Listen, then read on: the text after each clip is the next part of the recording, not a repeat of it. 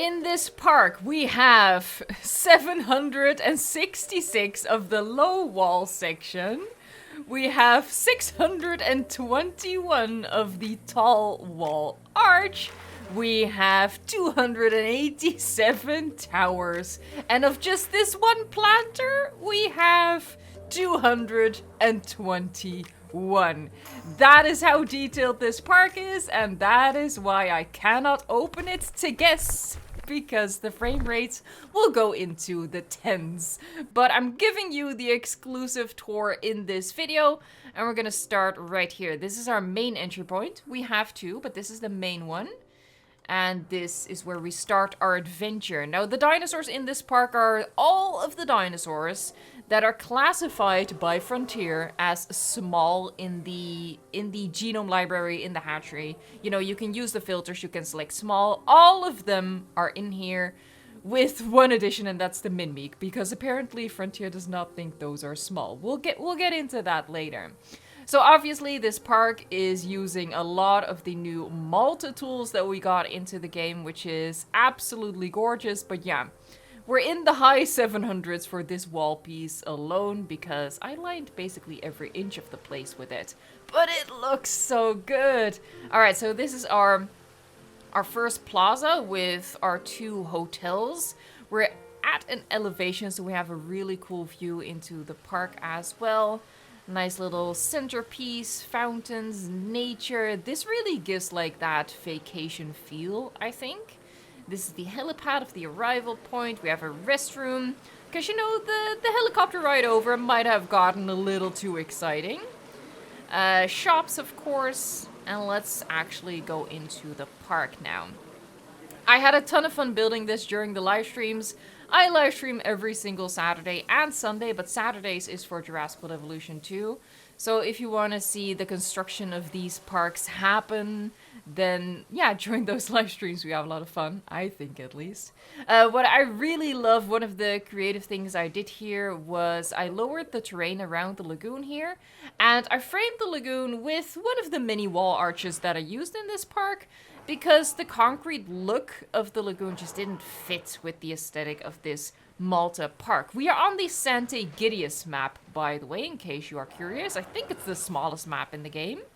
Here you see the Minmi, which Frontier says is not small. In the back, up on that hill, you see the Euoplocephalus, which Frontier does think is small. So let that sink in for a minute. Minmi, not small. Euoplocephalus, yes, small. Interesting choice. I cannot pretend that I fully understand that, but I don't know, maybe they're just on a whole nother level. The banging you hear is the tour truck vehicles being assaulted by a flock of Gallimimus, because, oh my god, they will not leave it alone. We're gonna go up here, and this small lagoon has Ichthyosaurus in it, and we have a bigger lagoon up there with Attenborough and Plesiosaurus, or maybe just Plesiosaurus. I'll have to check. Of course, here we have pretty much everyone's favorite small dinosaur, like the friendly, the cute one, which is the Homalocephale, and it shares the enclosure with the Dryosaurus. I really love the look of the monorail on this map, and in combination with the Malta buildings, because it really just feels like old ruins almost, you know, like pillars that have been left standing from like an old ancient structure. So I really like the look of that, and I used it several times in this park, as we'll see, for like the Raptor arena and a cool little bit by the ocean as well. Speaking of ocean, our guest got like a bit of a view. It's not an ocean, by the way. Oops, excuse me. It's the sea. Excuse me for that one. So yeah, this is the Ichthyosaurus lagoon. Going down, you can see them already darting through the water.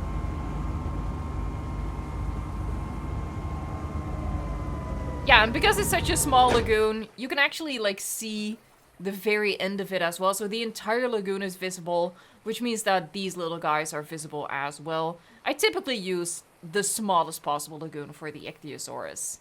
Alright, exiting, because we have so many more things to see and so many more things to do. I'm actually gonna sprint just a little bit.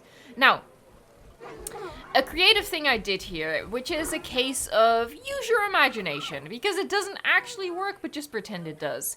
you can see these towers over here by the lagoon, right? And, you know, it's a dead end. We can't even go in here, I think. Nope, because there's a hitbox. It's a dead end. Nothing happens here. But what I pretend is the case here is that these are actually entry points to a underground, underwater tunnel. So what guests can do is they can walk into these towers and actually sort of walk into the lagoon and, you know, get like that shark tunnel experience that you get in pretty much every single aquarium in the world. I thought that was a fun idea. I always like incorporating attractions that aren't really in the game. But I like expanding the options that we have available to us in our parks that way. Alright, so going up. Let's sprint a little bit again. I do really like that the lagoon has the brick wall at the top section. I just wish that the concrete base was also brick.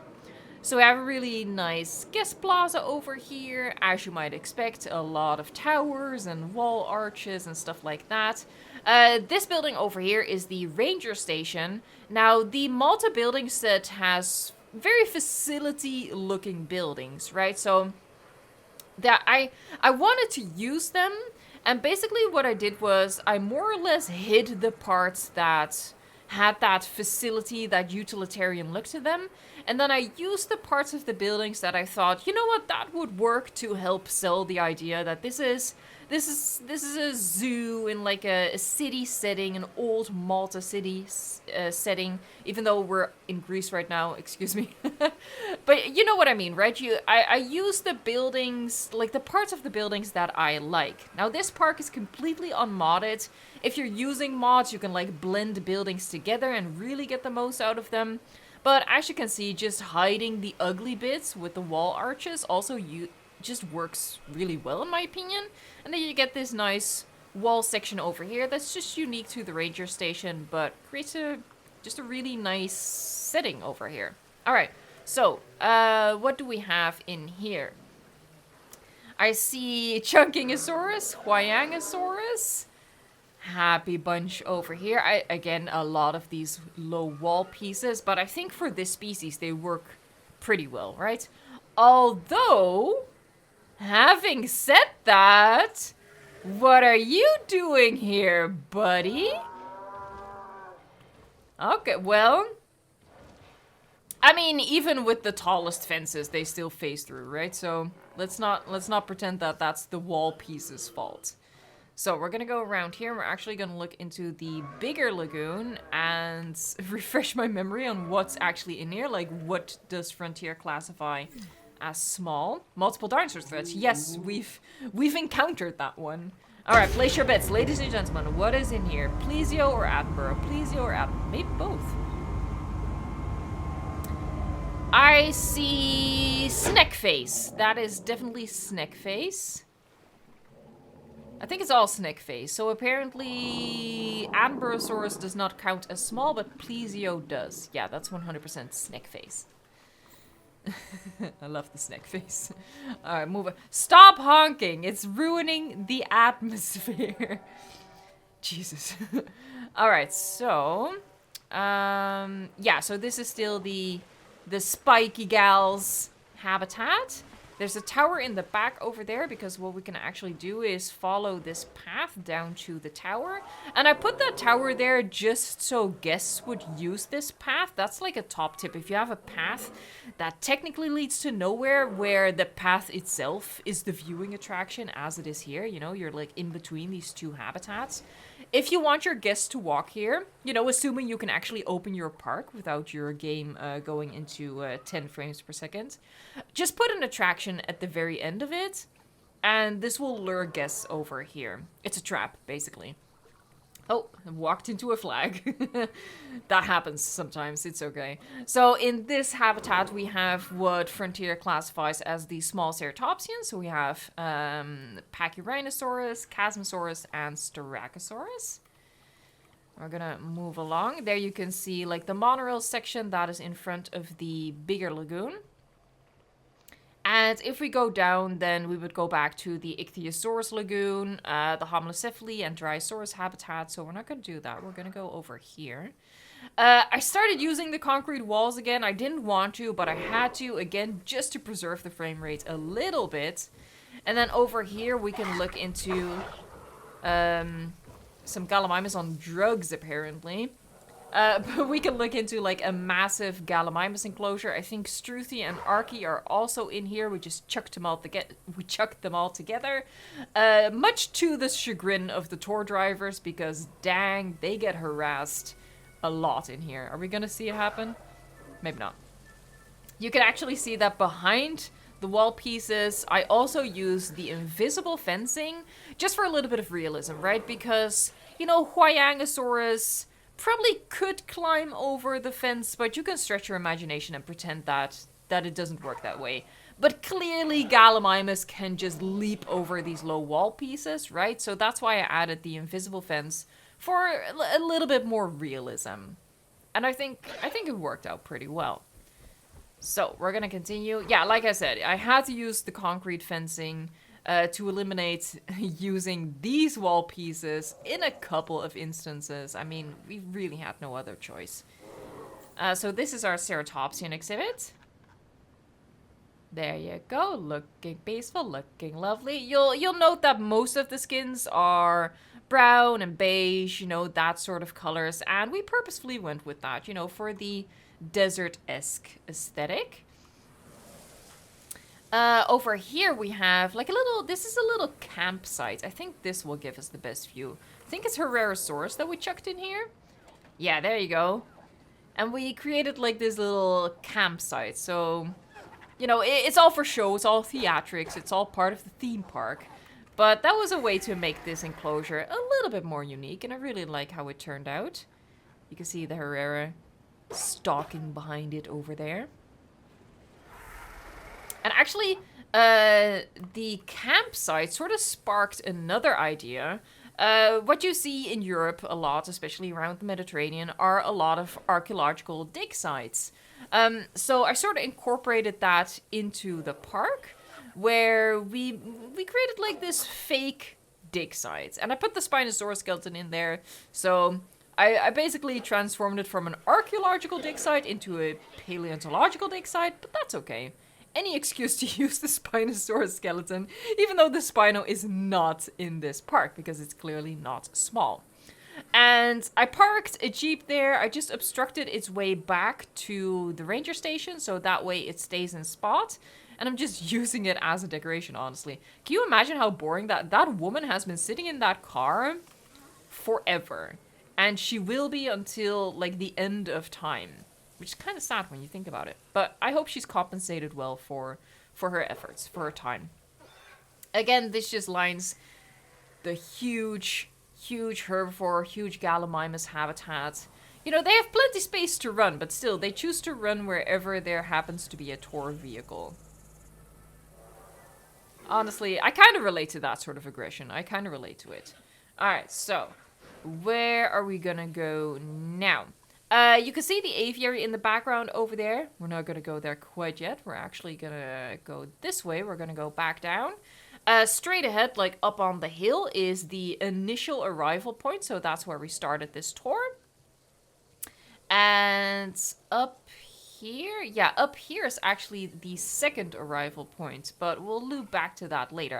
I laid out like a little route before I started this, and I'm always really happy to see that when I can make a pretty nice loop through a park in the end, that always makes me happy, because that just feels natural, you know? So I feel like I did a good job with this one. We can make a pretty nice loop through this park. So we have Crichtonsaurus in this exhibit. I guess only Crichtonsaurus? Oh, we put the other ones over here. Yeah, so we have this, something's missing here. There's supposed to be another one of those over here. Don't know what happened, but let's just ignore it. So yeah, we can walk through here. Nice narrow path in between exhibits. I'm guessing something like Sauropelta is supposed to be in here. Although, actually, that sounds like Sauropelta. What's in this one? Ah! Oh, you're hiding behind the rock, behind the Dwayne. Oh, it's Nodosaurus! this random green one in the mix.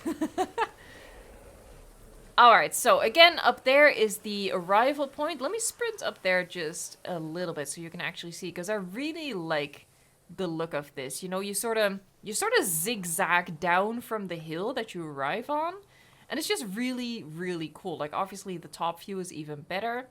And yeah, I really like that effect. And using elevation in your parks is so important, not just for creating nice vistas when you walk along the path, but also when you just, like, hop into capture mode and fly around the park.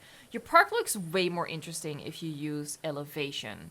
Okay, so now what we're gonna go into is like a separate section of the park, and chat helped me come up with this idea. It was suggested by someone in chat to have like a separate area for all of the raptor species, and then chat helped out with the name for this part as well. So these are the raptor ruins. We love alliteration on this channel. Alliteration is top tier.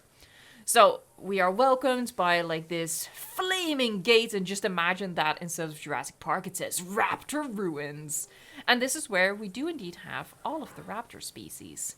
And, you know, raptor adjacent species. Anything that we can pass off as a raptor is in here, essentially. So there's this pathway going behind here. Just speeding it up a little bit. So this is the oviraptor habitat, and you can see them strutting about over there, little chickens. And as you might imagine, from a area of a park that's called Raptor Ruins, there's ruins in the habitat. You know, in most of the rest of the park, the habitats are fairly natural. Aside from that campground thing for the Herbivore, I think all of the habitats are just nature, essentially. But for the Raptor Ruins, the habitats...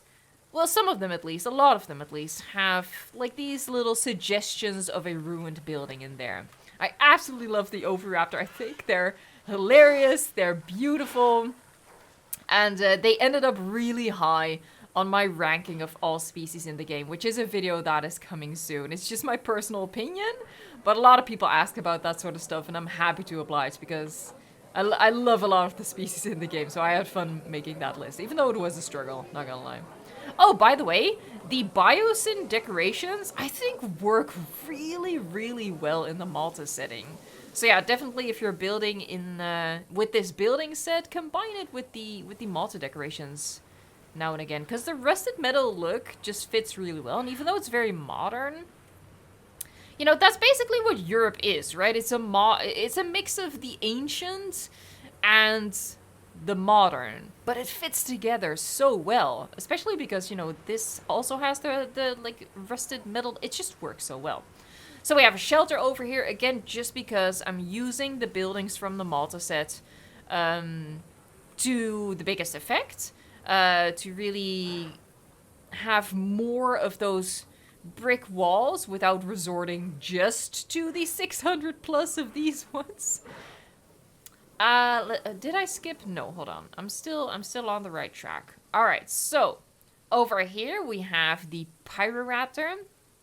Really small exhibit, really low fence, but you can see that the invisible fence is behind here as well. Again, for that touch of realism. There's a view and gallery looking into this as well, but honestly, I prefer just this view into the habitat. This habitat over here is for the Atrociraptor. Hello? Let me in! I paid good money for this. Yeah, so the Atrociraptor habitat has more like the ruins of a black market. So not the ruins of an actual old ancient structure, but like what has been left of like an illegal black market operation. So that's why, you know, you see the Atrociraptor cage over there and all of this abandoned stuff. The tower over there. The Atrociraptor are a little shy behind the wall pieces, but it is the Atrociraptor pack, so it's Ghost, Tiger, Panthera, and Red. There's Red strutting along right there. Hold on, I'm just hoping that maybe they'll walk around the no, they're going all the way over there. All right. Ghost is ghosting us, essentially. Let's move on, though.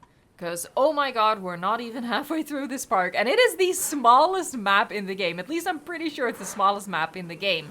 But What I really like about this park build is that it really goes to show that at least if you build in sandbox, you know, if you have the ideal settings, you can make exhibits a little small.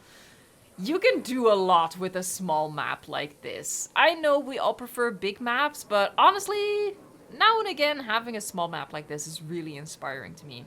Now, as you'll see, we have another monorail structure over here, and this is our Raptor Arena. And honestly, this is one of my favorite parts of the build. I know not everyone likes using the monorail tracks this way, but I think it works so well to give some height and some drama to your park, so I think it works absolutely splendidly. And then you can see the effects that it creates inside. It's also entirely lined with those like tall wall arch pieces. There's a bit of a gap over there, but it's fixed with fencing, so don't worry about that. They cannot escape. There's several viewing galleries on this habitat as well, and I just think it looks really, really excellent. Is it actually fixed with fence? I think it's just fixed with the hitbox, although we can literally walk in here. Look, I'm not perfect, okay? Clearly. So at the very end here, we have, of course, another building to attract guests over here, but we also just have a nice seating section overlooking the sea. And a restroom. Let's pop into this one. The view isn't as great. I do like, however, that I did this on purpose, also to just fill in the gaps to make sure the raptors don't escape, but I like how the towers sort of obstruct your view and creates like this different experience of it. And the raptors in here are the Raptor squad, so we have Blue, Delta, Charlie, and Echo. Echo, sorry. And we're gonna run along, pretend that there's no holes and fences anywhere in this entire park. Now this is always the part where I get a little lost. I think we have to go this way. The Raptor Ruins is definitely a bit of a maze of path, you know? You can go in a lot of different directions, but I do really like that. It comes with some issues. For navigationally challenged people like myself. These are the Australovenators, by the way. I put them in because they are a Mega Raptoran, so it counts. It fits, okay? It fits. So here you go, Australovenator. And the last one we need to see is Deinonychus. And I skipped over Deinonychus during a tour last time as well. I think this is the Pyroraptors again. Yeah, oh, we need to go across. We need to go across, so let's go this way. We go round. We go round. That's the Australovenator exhibit right there. There you go. I found my way. Because that's the exit of the Raptor Ruin, so that's not the arch that we walked through when we came in. There you go. And here we have Deinonychus, which is, of course, also a raptor species. Even though, you know, when mixing this dinosaur, they dropped in a little bit too much of the frog DNA and it ended up looking a little bit tadpole-esque. But I love these dinosaurs. I think they're cool. Yeah, and on this side we have the Pyroraptor, so you sort of walk in between. Again, though, there's invisible fencing behind this wall piece, so fret not, completely safe. Said no one ever in an area that was actually safe. And now, as we walk under the arch, we leave the Raptor Ruins. And we have a sign right there. We have a little guest section. We have a hotel over here. I'm actually pretending that it's not a hotel because it's so far removed from our entry points. And you don't want guests to be lugging their luggage through your entire park. But again, I'm just using the building and I'm pretending that it actually functions as something else because I really like how this looks. Doesn't that look nice? I think it looks nice. Alright, let me see which way to go. I'm going the right way, so that's cool. That hardly ever happens. Again, another hotel, but just because it's such a good looking building and that's why I wanted to use more of them. Nice waterfalls. You can imagine it's quite hot, so you want to maybe splash some water in your face. We have Sauropelta. It's probably Polacanthus as well. Yeah, that's definitely Polacanthus up on that little bit of a rise. Alright, I'm gonna walk around here. And there we have Pachycephalosaurus. In this habitat, we have Pachy, Dracorex, and Stiggy. And you can sort of pretend, you know, that they're actually just different stages of growth, as some of them are. And we have a tour going through that one as well, as you can hear. Oh my god, the tours are causing so much trouble. And in this habitat, we have the dimetrodon. Ah, there you go. We have the dimetrodon. I probably could have just done the low wall pieces. But when I first built this exhibit, I was considering putting another species in here. So it's kind of built for a different species. And I ended up putting the dimetrodon in here. But honestly, dimetrodon would also be one of those species that would just work really well with just the wall piece as the habitat perimeter. Pachycephalosaurus coming charging through. Alright, and now we're gonna go over here. These are a couple of the 200 plus of these types of planters that I used. I felt like these planters work the best with the aesthetic of this park. Alright, so we're going up a little bit, and now we're on like this long walkway entirely lined with monorail tracks, again just to invoke that feeling of this being like ancient arches built as you know, what was part of an ancient city that has fallen to ruins, obviously. And we have this little guest section off to the side, like in the middle of this long trek, and you can have a little break and look out over the water, have a sit. But of course, we're not going to do that because we can't. Well, we can crouch. That's about all we can do. Oh, you see the Stiggy Mollucks running around as well. So we're gonna follow this, and we're gonna go up a hill again, because remember, elevation, super important in your parks. And, you know, it's a digital park, so you don't have to worry about, you know, getting exhausted walking up and down these hills. It's fine. You don't run out of breath. Look at this. Look at me running. Look at me go. Up a hill. No problem. Alright, so what we're entering now is like the Lophosaurus section. And we cheated a little bit. Because after having this idea of the Lophosaurus section, which is just very fun to say, trust me on this one, I actually afterwards realized that Frontier doesn't classify Cryolophosaurus as a small species, even though Australophonator and Atrociraptor are small. So there's some interesting choices going on there. But anyway, so these are the actual small Lophosauruses, meaning the Dilophosaurus and the Monolophosaurus. We chucked them in here together. Oh, it's really such a shame that they didn't fix that with the previous big update. I hope it's gonna get fixed soon, because it is really immersion breaking. Like, normally you'd be like, oh my god, they're doing a social animation, but now it's like, oh, ew, look away, they're doing a social animation. So yeah, we have the small Lophosauruses, and then off to the side, we made the executive decision to use the Cryolophosaurus as well.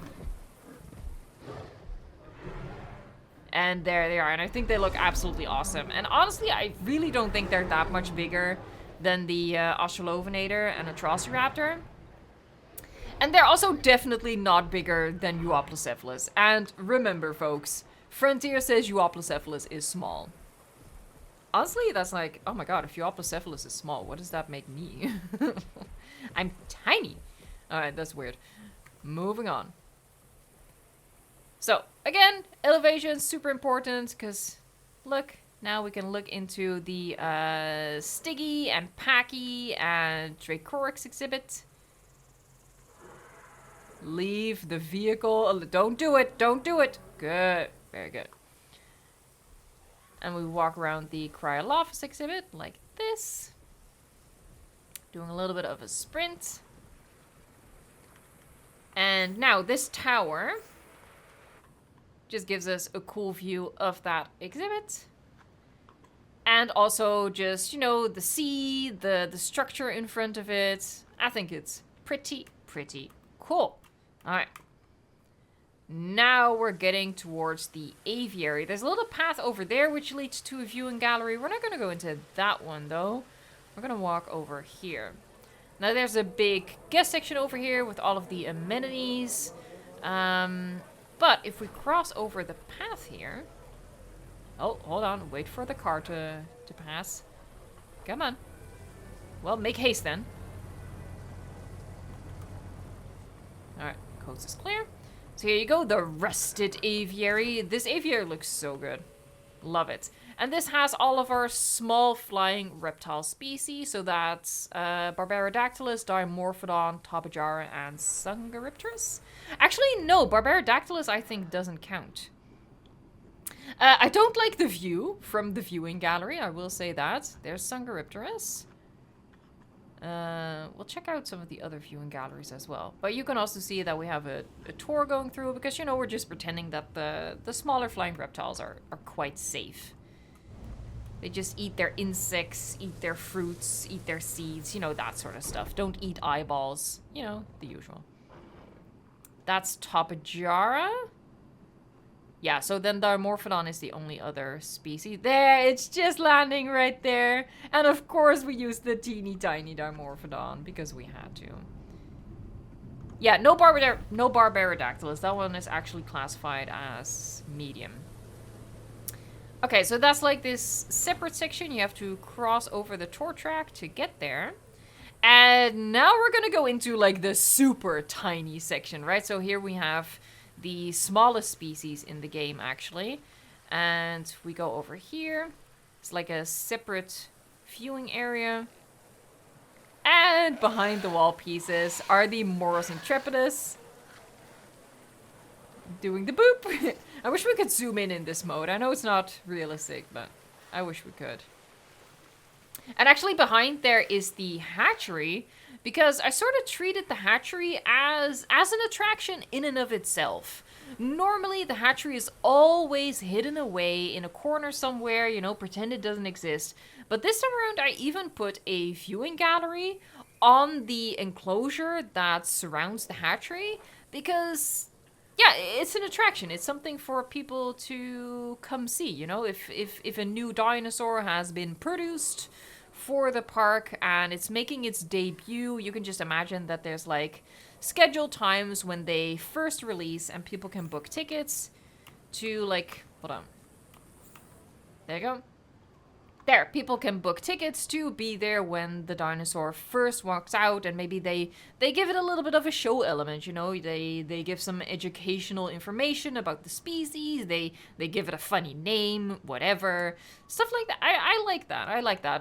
So even though, you know, the park is now complete, so now this has become kind of defunct, but you can imagine that in a real park, maybe some species would get switched out now and again. Unfortunately, animals would die of old age and need to get replaced. So, you know, once in a while there would still be an event where a new animal would get added to the park and you could make a show out of it. So there, just another tip if you're looking for like different types of attractions. Yes, use your imagination, but that's part of the challenge and part of the fun. So in these two exhibits, we have some really small species. You already heard the first one. Over here, we have a Lystrosaurus. Like little bulldogs just walking around. I think they're absolutely hilarious. I love it. I know not everyone is a fan of the small species because, yeah, you do kind of lose sight of them in your park builds. Especially if you don't use sandbox settings. You know, the exhibits have to be quite large and they're difficult to see, but in sandbox, you know, when you can create tiny enclosures like this, I think they're super cool. And we have tons of huge dinosaurs in the game, so I'm actually really happy that with the Lystrosaurus, the Morus intrepidus, and the Oviraptor, the Malta expansion added 3 really great small species to the game. But of course, the smallest still is the bouncing Compsognathus, just hopping and skipping towards your bloody murder. But I love them. I think they're cool. And actually, they are partly contained by the water as the new mechanics now allow for that. Same goes for the Oviraptor. Their habitat is also... part of it is just a water perimeter. Alright, so... Oh, hold on. Let me show you this, actually. So this leads to the other entry point of the park. And we have a hotel right by here again, because close to an entry point, I feel like you can have a hotel. So there you go. This is the secondary entry. It's close to the hatchery, so this is also the entry that personnel would use and for flying in supplies and stuff like that. But also for like, you know, on busier days to help bring more people in and out of the park. You know, they need that extra operational center to handle all of the traffic. And then from here, you have this really nice view of the habitats down below. Here we have Polacantha, Sauropelta. You see the Raptor ruins in the distance. You hear the honking of the cars, which is absolutely incessant. And you see the main entry point in the distance as well, like just slightly obscured by those branches up on the hill. All right, and now we're going to go towards the final species in the park. Running, and they're like our small carnivores. They have sort of a similar look to them. They have their own section as well, so we walk through this arch. I love this tree. This is like a top tier tree right here. I love how it just leans over the pathway. There, you see the aviary there. You can walk around this entire section and go over here, which gives you another chance to look at the compies and the lystros. There they are. But what's also here are our 3 final small species, and that's... I don't know which one is in which, so let's just check. In here we have... Oh, way in the distance, that is Troodon. They have a really big enclosure, but you know, we actually just had space left. I wasted a lot of space with this park build, and we still have space left, so that's pretty special. And remember, all small species are in this park with Minmi and Lophosaurus. All right, so in here, I swear they're in here somewhere. Are we seeing? No, that's the Troodon. That's the other exhibit. There's like invisible fencing. You can see there's invisible fencing separating the 3 exhibits. Oh my god, don't tell me they escaped or something. Uh-oh. We'll have to check. We'll do a little flyover at the end. We'll check to see where everyone is. And third one... Why am I not seeing anything? I flew them out here, right? Hold on. Did I leave them in the hatchery? Oh my god, I left them in the hatchery. Oh, I'm a bad person. Whoopsie. Look, it is the end of the tour. I can't start over. Okay, so I can't pretend I did not make this mistake, but there you go. So in this one, we have an absolute ton of Proceratosaurus. And we also have Coelophysis, of course, but I can't all fly them out at the same time right now. So sorry about that. Whoopsie. But that's all of them. So let me just go into species, and here you go. If you filter size small, this is all the species in the park, as well as Minmi and Cryolophosaurus. Here you can see, hold on, where is she? Euoplocephalus is small, apparently. I think that's hilarious. Anyway. So, little flyby, so you can see the overall park. Little Minmi actually escaped, but you know what? I'm letting him live the dream. He earned it. This is probably just my favorite section. I love how this looks. Like the way the path zigzags up here, or down here essentially, because you arrive here. And like this little town square-esque plaza with the hotels. Our first amenities. And then, of course, we have the lagoons over here. I love the look of this. I think it's so cool. And it's like a combination of having the surrounding area dug down and just having it be flush with the lagoon itself. And we did that again for this lagoon. So it's sort of... It creates like this kind of staircase effect, you know, as the guests go up. The lagoons go up as well. So I think that's... pretty cool. We have our big Gallimimus exhibit. And they're absolutely running amok. Oh! Oh! And there you have it.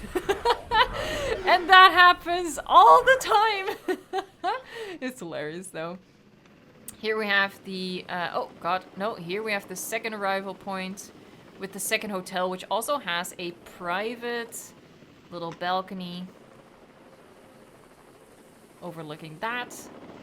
Pretty nice. I just love creating moments like this in a park, you know? Here we have our Nodosaurids, Ankylosaurids, those dudes. I think this looks really just atmospheric as well. The monorail track like that, framing that pathway. What is it? It's called an aqueduct. That's sort of like what it's supposed to, like an old, the remnants of an aqueduct. I couldn't think of the word for like the entire tour, and it just hit me. Aqueduct is the word for it. So that's that. Here we have our filler hotels. More amenities, and of course, the Raptor ruins, which is this entire section of the park. You can see here the Oviraptors. I just love how they walk. They're so funny. I think they're amazing. And still my favorite bit is the Raptor arena, the Velociraptor arena. I think it looks super cool. And someone actually recreated this and tweeted me that they had recreated this, and that's so special to me that people like get inspiration from my builds and use them in their own parks. That is so cool. And yeah, I hope that this entire tour has given you some ideas to incorporate in your own parks and have fun with building and be inspired. And there's actually another tour coming this week, so I hope that you'll join for that one as well. If you did enjoy the tour, please give it a like. That helps me out so much. And if you want to go the extra mile and just make a very strange content creator on the internet, just a stranger, very happy, then subscribe to the channel. We're so close to 140,000 subscribers, which was the goal for Christmas. So that would be absolutely amazing if you can help make that happen. All right. Thank you so much for watching, liking, subscribing, and until next time, enjoy the game.